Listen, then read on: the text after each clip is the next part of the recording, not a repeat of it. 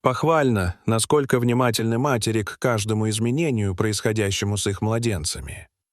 Именно это спасло одну семью от возможных тяжелых последствий.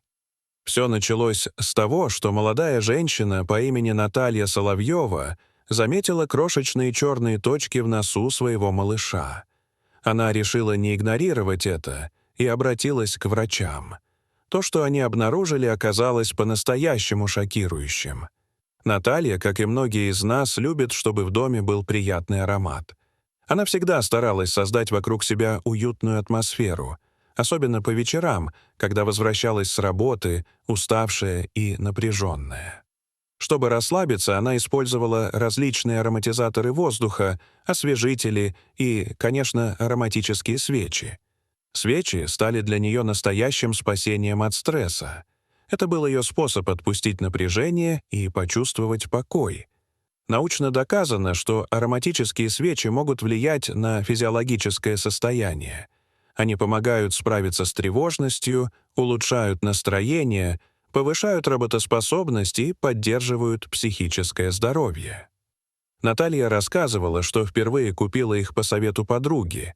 Та порекомендовала ароматы ромашки, лимона, розмарина и герани. Они помогали мне успокоиться.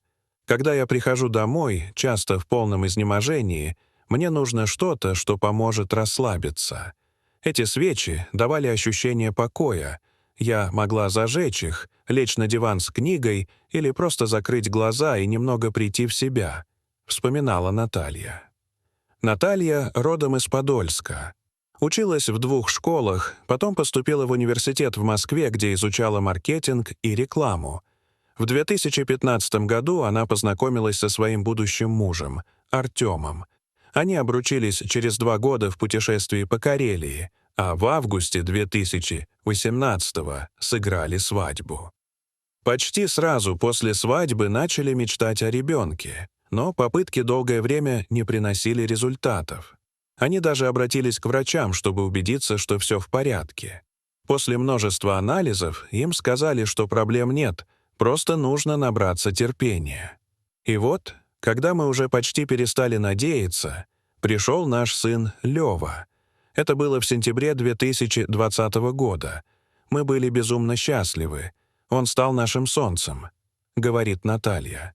Карьера Натальи в это время тоже шла в гору. Ее повысили до ведущего специалиста в рекламном агентстве в столице. Казалось, что жизнь складывается идеально. Но однажды обычный вечер чуть не обернулся трагедией. Один из таких будничных вечеров выглядел, как и сотни других. Наталья забрала Леву из детского сада, они поужинали, поиграли, а потом она зажгла 2 свечи. Новые, ароматные, с цитрусовыми и травяными нотками. Свечи горели в гостиной, где она с Артемом сидела и листала журнал. Они провели тихий, уютный вечер. Время пролетело незаметно. Свечи продолжали гореть почти до полуночи. На следующее утро, когда Наталья купала Леву, она заметила что-то странное в его носу. Маленькие черные точки. Сначала ей показалось, что это просто грязь. Может быть, он натер нос ночью или попала в пыль. Но при свете телефона она рассмотрела. Это были крошечные, четкие черные пятнышки. Не снаружи, а именно внутри ноздрей. Она взяла ватную палочку и аккуратно прочистила нос. Пятна будто исчезли. Но позже, когда она кормила Леву, заметила их снова. Сердце ёкнуло. Наталья начала переживать.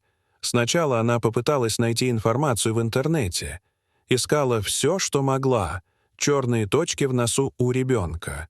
Что может быть причиной? Грязь или болезнь? Ничего внятного не нашла. Позже, уже в состоянии тревоги, она позвонила своей сестре, потом подруге. Никто не знал, в чем может быть причина. И тогда она начала вспоминать, что нового было за последние сутки, что могло вызвать такую реакцию. И взгляд ее упал на те самые свечи. Они все еще стояли на столе.